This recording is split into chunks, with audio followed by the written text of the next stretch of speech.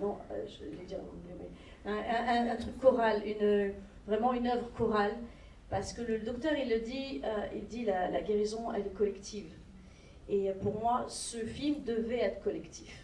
Et si on pouvait, bon, on arriverait ici à 15 personnes, mais bon, ça on a fait un problème. Bon, voilà. Mais donc voilà, ça a été, et puis c'est la rencontre. Moi, je fonctionne beaucoup. J'ai eu beaucoup la chance, c'est qu'elles montraient qu'elles étaient prêtes à aller vraiment chercher en elles et être vulnérables et montrer ce qu'il y avait de plus intime. Et moi, c'est ça qui m'intéresse. Et que ce soit Déborah ou Manon, ben, elles ont plongé complètement et c'est un bonheur d'avoir cette confiance. C'était tellement complet et tellement bien dit, mais quand même pour l'anecdote, je passe avant Déborah parce que vous verrez qu'ils ont une très belle histoire, parce que l'histoire est très jolie, je trouve, de Déborah et de Marie-Hélène et de sa manière de s'engager sur ce projet. Mais je rejoins vraiment Marie-Hélène. Moi, le jour où j'ai ouvert le scénario et où je l'ai reçu, c'était une évidence. C'est-à-dire que je ne savais pas quel rôle, je ne savais pas quel endroit, mais je serais dans ce projet. C'est hors de question que quelque chose se fasse en France comme ça et que je ne donne pas ma force, mon outil principal pour le dévouer à ça. C'est-à-dire que du coup, je ne suis pas trop laissé le choix à Marie-Hélène. On est arrivé en audition, on a eu une rencontre, j'ai essayé de parler, j'ai fait 2-3 mots, j'ai pleuré. Et je lui ai dit, je quitte pas ce bureau, je fais ce que tu veux, je sers les cafés sur le plateau, mais je suis là. Voilà. Ils sont obligés, en fait. Je l'ai prise en otage. Mais c'était une évidence, je pense que Là, vous voyez l'émotion, vous voyez la fierté, je ne sais pas s'il y a des questions qui nous amèneront à ça, mais avec des parents, on se le dit beaucoup. Je trouve que c'est noble, mais au-delà d'être noble, parce que c'est peut-être les autres personnes qui doivent justifier, enfin, définir ce qui est noble ou pas dans nos actions. En tout cas, je suis extrêmement fière d'avoir pu utiliser mon art, ma voix, mon corps pour un projet qui est beaucoup plus grand que simplement jouer pour me divertir, jouer pour vous faire plaisir. Et ça, c'est très précieux. Donc je pense qu'elle avait capté cette énergie-là et que de toute manière, elle n'aurait pas réussi à se dépêtrer de moi. Alors Déborah, la très belle histoire, c'est quoi? Eh ben c'est simple, j'ai volé le scénario. Bonne soirée. Non, bah, comme je l'ai dit, moi je vais faire court, hein, mais je suis d'origine congolaise. Et en fait, ce qui s'est passé, c'est que moi j'ai fait conservatoire à Paris. Et quelqu'un, vous savez, il y a un journal, je crois que c'est Films Français, qui publie des films qui sont en financement. Bon, ça doit être un des films comme ça. Et il y a quelqu'un qui m'a envoyé une toute petite capture, vraiment la feuille sur le côté, et en plus c'était même pas le même titre, etc. Mais en gros, ça disait tel film est en financement, voici le pitch. Et quand je l'ai vu, alors que j'étais déjà très peu renseignée, mais quand je l'ai vu, je me suis dit mais il faut absolument que j'en fasse partie aussi. Et du coup, avec mon agent, on a un petit peu fouiné, j'ai trouvé l'adresse mail de Marie-Hélène. Je lui ai écrit, Benoît est toute pleine de bienveillance. Très belle lettre d'ailleurs. Voilà, une petite lettre en disant voilà, vous faites un film sur des Congolais, Lazare fait que je le suis aussi. Lazare de fou, qu'est-ce que vous en pensez? Non, mais bien évidemment, et puis la charge du sujet m'intéressait énormément et me tenait à cœur. Et bon voilà, elle m'a dit écoute, il n'y a pas d'argent pour l'instant, le film il n'est pas là et tout, enfin patiente un petit peu. C'était en 2018-2019, sachant qu'on a tourné en 2023. Ah oui. Voilà. Et donc du coup, très joliment, elle m'a reconduit dans les appartements. Voilà. Et du coup, quelques années plus tard, c'était en 2021, via une connaissance en commun, en fait, Marie-Hélène s'est souvenue de moi. Elle s'est souvenue de ce mail étrange, et voilà. Et du coup, voilà, on s'est parlé, et j'ai eu le choix, en fait, du personnage, et j'ai choisi Boussa pour les raisons que j'ai énoncées, parce que le nom et le conflit que son choix impose permettait encore plus, et parce que une survivante qui dit encore non, c'est la plus belle résistance.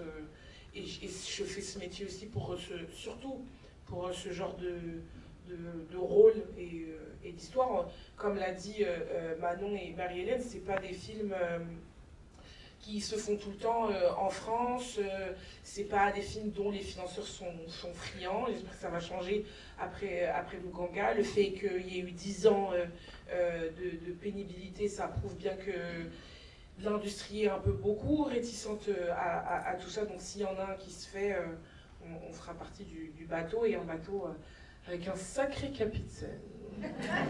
Bien, hein? Voilà. Le président est parti de ça, les anniversaires et les baptêmes. Vous avez dit que c'était une belle histoire. Ça méritait de passer à la fin. Bonsoir. On a beaucoup parlé du fond, je voudrais parler de la forme. Parlons cinéma. Par le cinéma, parce que quand même, on a un film avec le travail de Renaud à la caméra. On a des images d'une beauté à couper le souffle quand même. Merci. Et ces images, elles tranchent avec la violence de ce qui se passe. Mais la beauté, moi je la vois comme la possibilité pour la réalisatrice que vous êtes de montrer la beauté intérieure de ces hommes et de ces femmes de bonne volonté. Et ça, c'est assez extraordinaire. Il y a même les cadres, on ne les voit pas toujours, on les voit parfois de dos à travers les cadres, on voit un robinet comme ça, c'est sublimement beau. Mais c'est sublimement beau et pas gratuitement, parce on part toujours dans votre film de l'individu qui est filmé au groupe, et du groupe à l'individu, comme s'il y avait finalement l'histoire des uns et des autres qui se mêlaient dans une grande fresque commune. Mais vous étiez dans ma tête en fait. Mais c'est magnifique. Merci, ça me touche beaucoup parce que c'est vrai que le fond est tellement, le sujet est tellement fort que pour nous c'était important, et j'ai eu la chance d'être entourée par des chefs de poste extraordinaires, dont Renaud Chassin, dont le monteur Hugo Lemans, dont le compositeur Alexandre Dudermel, au costume Catherine Cosme, non, à la déco Catherine Cosme, et au costume Catherine Marchand, qui sont des pointures, le mix au niveau du son aussi. Alec Gousse, ce sont des personnes qui se sont battues en ayant lu le scénario, donc c'était important pour eux. Et moi, il faut savoir que je storyboard tout, j'ai tous mes dessins, je suis une acharnée du travail. Rappelle ce que c'est que le storyboard pour je fais mes petits dessins de chaque plan, ou comme une BD, c'est-à-dire où est la caméra. J'aime beaucoup les amorces. Avec Renaud, les amorces, c'est quand vous mettez un objet en premier plan. Par exemple, ce qui est marquant, quand le docteur repart en Belgique, à la fin, dans son exil, par exemple, vous voyez le tronc, l'arbre, et derrière, vous le voilez. Donc, vous voyez cet homme. En fait, j'aime bien qu'on réfléchit le cadre, qu'on réfléchit la mise en scène. Et ce qui nous intéressait, ce qu'on est parti avec plusieurs partis pris, mais un des partis pris, c'était un peu comme le chirurgien. Les chirurgiens, ils regardent la matière, le corps, avec un microscope. Nous, ce qu'on voulait avec la caméra, c'est aller chercher l'intime, aller chercher au plus près l'émotion, aller chercher un sourire et des larmes. Et mon expérience de l'Afrique, et ce que je voulais faire passer, c'était aussi qu'il y a une force de vie, il y a un enfant qui peut être crié de joie, et en même temps, il y a une femme qui peut hurler. Et tout ça, il fallait que ça se passe en même temps. Et c'est vrai que pour moi, le cinéma et la photographie, c'est la beauté. Et la beauté les êtres humains sont beaux dans toute leur complexité, et il fallait que ça se ressente au niveau des couleurs, au niveau du cadre, au niveau des optiques qu'on a trouvées, de la sonorité aussi. Donc merci.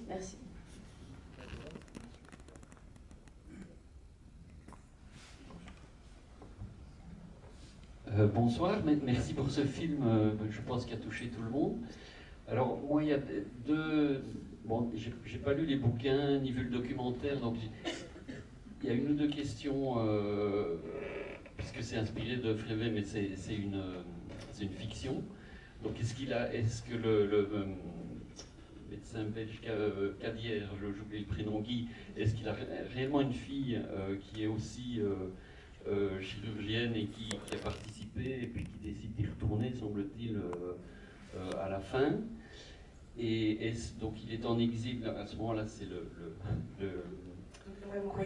voilà, qui revient. Alors est-ce qu'il y a eu vraiment une cotisation pour payer un billet d'avion? Et à ce moment-là, on voit qu'il est protégé, enfin c'est ce qu'on voit sur le film, il a été protégé par des casques bleus pendant un certain temps. Est-ce que ça s'est passé comme ça? Alors, le docteur Guy Bernard Cadière, donc le vrai, a un fils chirurgien.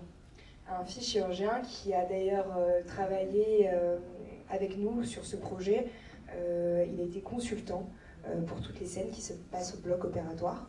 Donc normalement, il m'a-t-il assuré qu'on avait une véracité assez folle de la manière dont on a manié nos instruments et autres, parce que dans la réalisation, c'est aussi extrêmement important ces scènes au bloc, et c'est rare d'ailleurs de voir des moments d'opération, des ventres qui se gonflent, il y a des moments importants qui se passent dans cette salle-là, l'arrêt d'électricité et autres.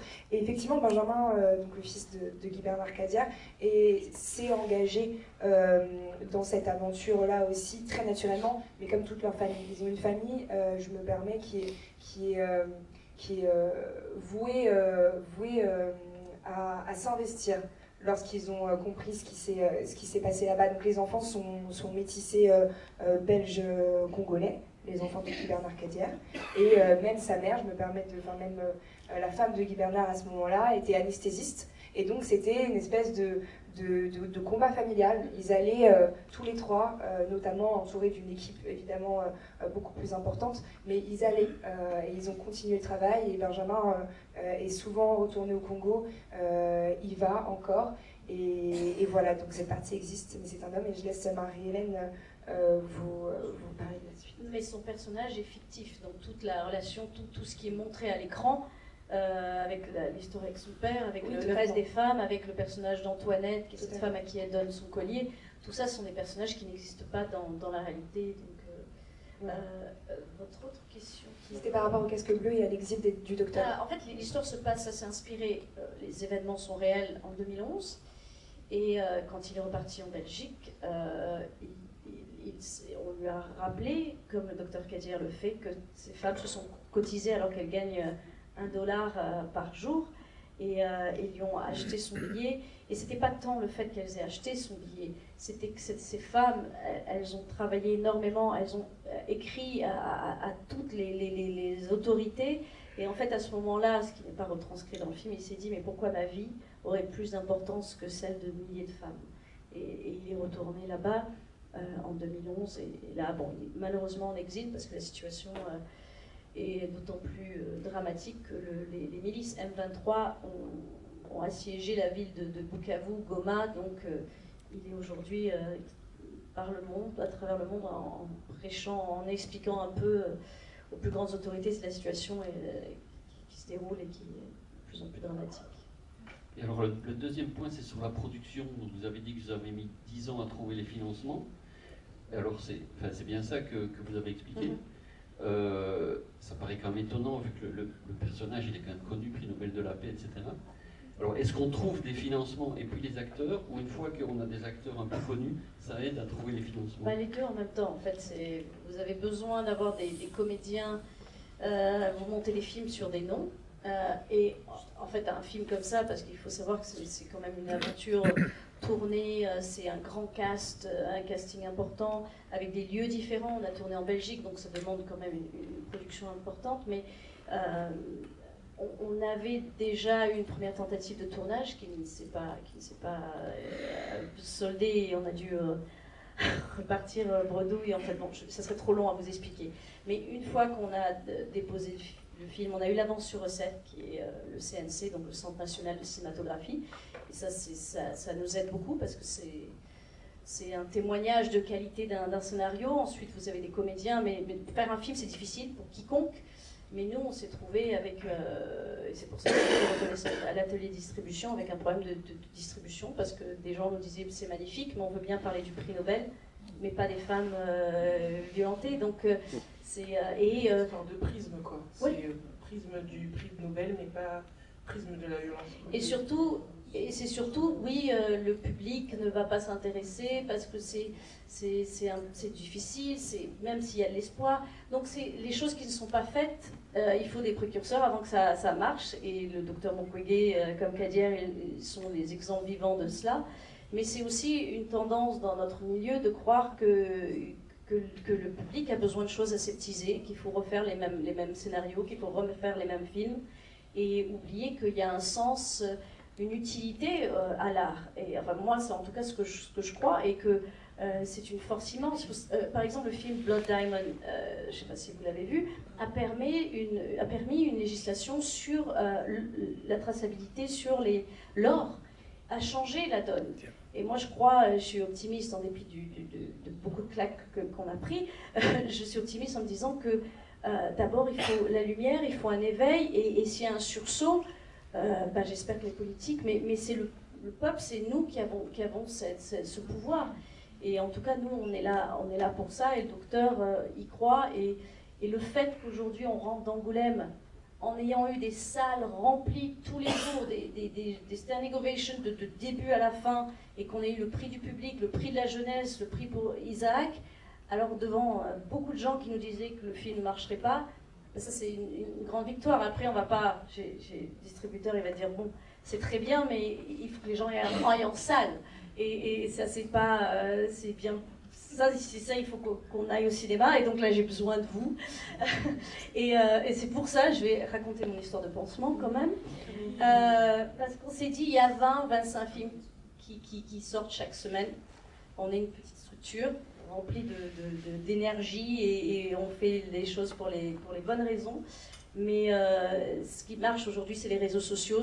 Alors, on a mis des pansements parce que c'était symbolique de penser, et il faut oser regarder où ça fait mal pour pouvoir guérir, et qu'ensemble on peut guérir, et je pense que l'art permet une guérison, en tout cas un éveil et la lumière.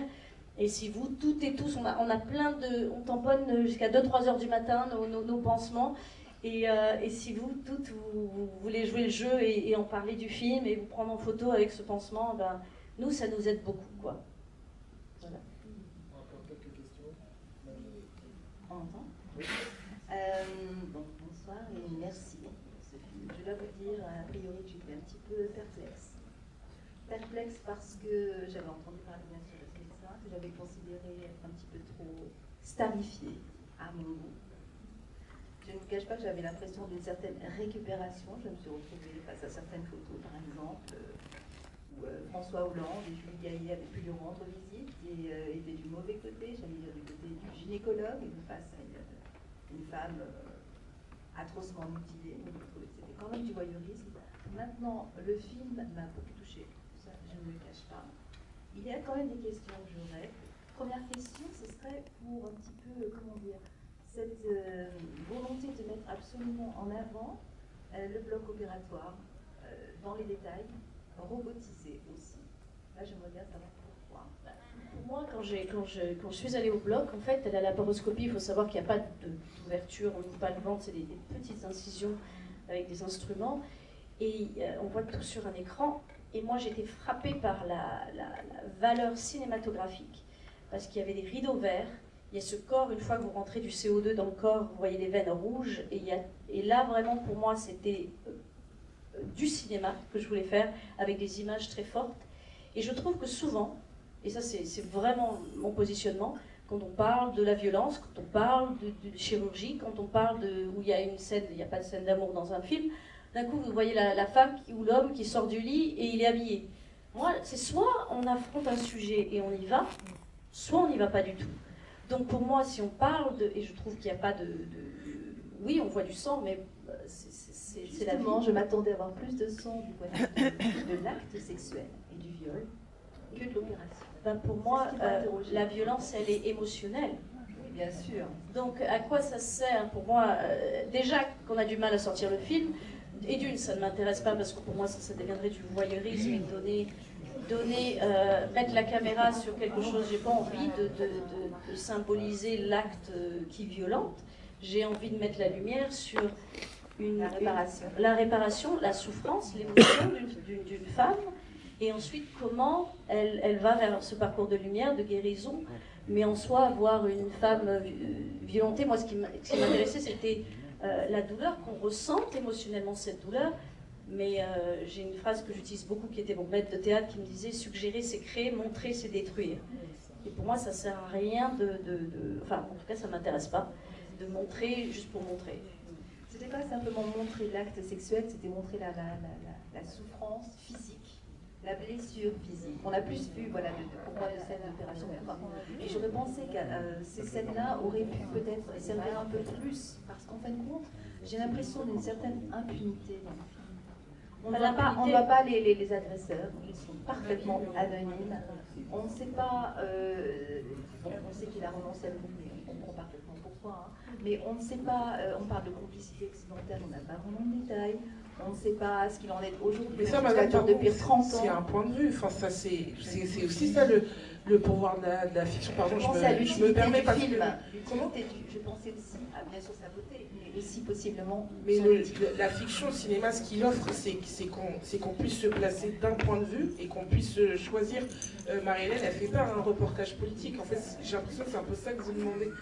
Elle se place du point de vue des femmes et de la guérison, parce que comme Manon l'a dit, c'est toujours les premières victimes en première ligne. Donc en fait, c'est ça qu'il faut montrer, c'est-à-dire que la cause, on la connaît tous. Maintenant, nous, on est sur la conséquence et on est sur l'avenir, parce que ces femmes-là, en fait, elles n'ont pas le temps que tout le monde puisse... on ne va pas remontrer la cause du cinéma. C'est des choix, il y a des documentaires pour ça, il y a des... Mais après, chacun, vous avez le droit de ressentir et d'exprimer ce que vous voulez. Moi, ça ne m'intéresse pas, parce que si vous développez quelque chose ailleurs, vous enlevez quelque part. Moi, ça ne m'intéressait pas d'enlever sur l'émotionnel et relationnel. Et ça, c'est des choix, et chacun est libre de ses choix. Bonsoir. Moi, je veux vous remercier pour ce film. Je veux vous remercier pour ce film. Je suis gabonaise aussi de cœur. Et il y a un élément qu'on ne voit pas, qu'on ne sent pas, c'est la chaleur. C'est l'humidité, c'est les moustiques. Et vous avez dû souffrir pour le faire. Ils étaient gentils avec nous, les moustiques. Je voulais juste remercier les acteurs, voilà.